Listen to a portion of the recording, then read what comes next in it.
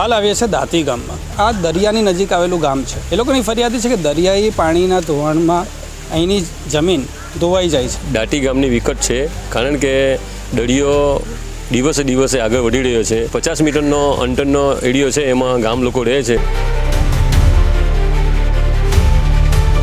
300 મીટરની જે બાકી લંબાઈ છે એ જો નહીં બને તો આ જે 1500 મીટર જે વોલ બનેલ છે તે પાણીમાં એ કામ ફરી જશે। પાણીને ફરતા કોઈ વાર નહીં લાગે, પાણી પોતાનો રસ્તો વળી જાય છે ને ગામને પૂરો કરી નાખે એવી દહેશત રહેલી છે। અમારું જે સ્મશાન ભૂમિ છે ને આ 300 મીટરનો જે પટ્ટો છે એ બાકી છે, બિલકુલ એમાં પથ્થર નથી। તો અમારે સરકારને એટલી જ રજૂઆત કરવી છે કે આ કામ સત્વરે પૂરું કરી આપે। નમસ્કાર મિત્રો, આપ જોઈ રહ્યા છો સત્યડી ન્યૂઝ ગુજરાત। હાલ આવીએ છીએ દાંતી ગામમાં। આ દાંતી ગામમાં આવવાનું કારણ એ છે કે વર્ષો વર્ષથી અહીં ગ્રામજનો, સભ્યો વગેરે ફરિયાદ કરે છે। શેની ફરિયાદ એ વાતની કરે છે કે આ દરિયાની નજીક આવેલું ગામ છે।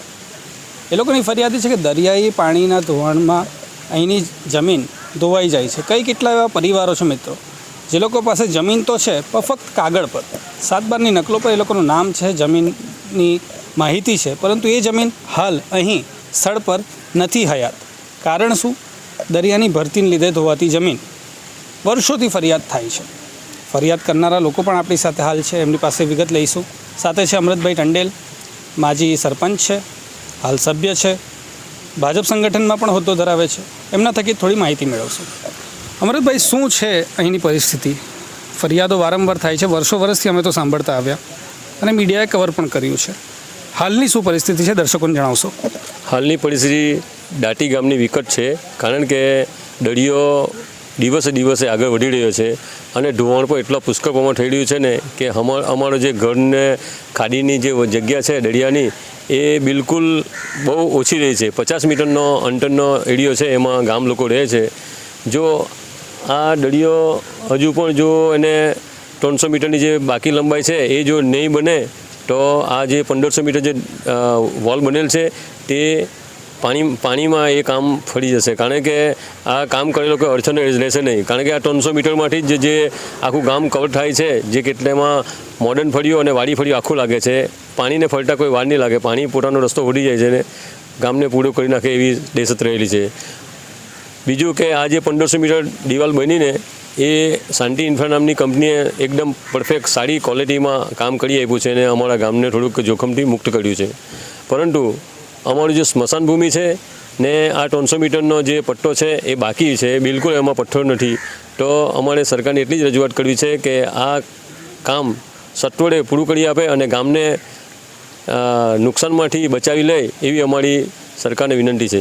અમૃતભાઈ, અમને એવી પણ માહિતીઓ મળી છે કે ઘણા એવા લોકો છે જે લોકો પાસે જમીન તો છે પણ ફક્ત કાગળ પર, કઈ કેટલા પરિવારોની જમીન ફક્ત 7/12ના દાખલા પર જ છે।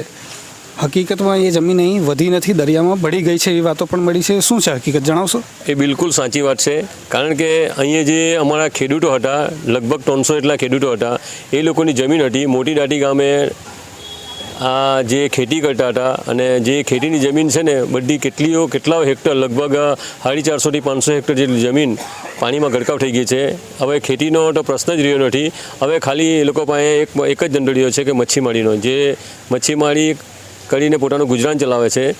આખા દિવસમાં લગભગ નાના મોટા મચ્છીમારો 4 દિવસ દરિયામાં જઈને પોતાનું ગુજરાન ચલાવી પોતાનું કુટુંબનું ભરણપોષણ કરે છે અને બાકીનું થોડી ઘણી બચત થાય એ વેચી કાઢે છે।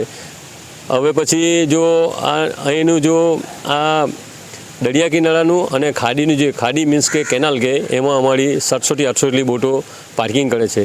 તે પાર્કિંગનો એરિયા પણ બહુ મોટી સમસ્યા બની ચૂકી છે, કારણ કે માણસો સ્થળાંતર થઈને બીજી જગ્યાએ જશે, પરંતુ જે આપણા સાધનો છે એને કઈ જગ્યાએ લઈ જવા એ બહુ મોટી મુશ્કેલી છે। આપે આ બાબતે ક્યાં ક્યાં રજૂઆતો કરી છે અને આપને કઈ રીતના જવાબ મળ્યા છે? અમારી રજૂઆત ગાંધીનગર સુધી થઈ છે। આપણા ધારાસભ્ય શ્રી ભરતભાઈએ પણ આવીને મુલાકાત કરી છે। આપણા જિલ્લા પંચાયતના પ્રમુખ બેન હેટલબેન પણ આવીને વિઝિટ કરી ગયા છે। તાલુકા પંચાયતના પ્રમુખ શ્રી કિશોરભાઈ પણ આવીને વિઝિટ કરી ગયા છે। એ લોકોએ બાંયધરી આપી છે કે ભાઈ અમે જલ્દીથી જલ્દી આનું કામ મંજૂર કરાવી અને પૂર્ણ કરાવીશું એવી અમને ખાતરી આપી છે। મિત્રો, આ જ ગામમાં દાંતી ગામમાં, જ્યારે દાંતી ગામ અને કકવાડી એક જ ગ્રામ પંચાયતમાં આવતું હતું, ત્યારના એક સરપંચ છે આપણી સાથે। હાલ આ ગામના વડીલ તરીકે છે તેઓ। જે તે સમયે કકવાડી અને દાંતી એક પંચાયત હતી ત્યારના પ્રમુખ છે, ત્યારથી આ રજૂઆતો થાય છે, ત્યારથી આ મુદ્દો ચાલે છે. કાકા થકી જાણીશું શું છે પરિસ્થિતિ. કાકા, જે પરિસ્થિતિ હાલની અહીંયા છે દાંતી ગામની, જે દરિયામાં જમીનના ધોવાણની વાત થઈ રહી છે, કેટલા વર્ષો જૂની આ વાત છે? એ તો 100 વર્ષથી આગળની ચાલે છે.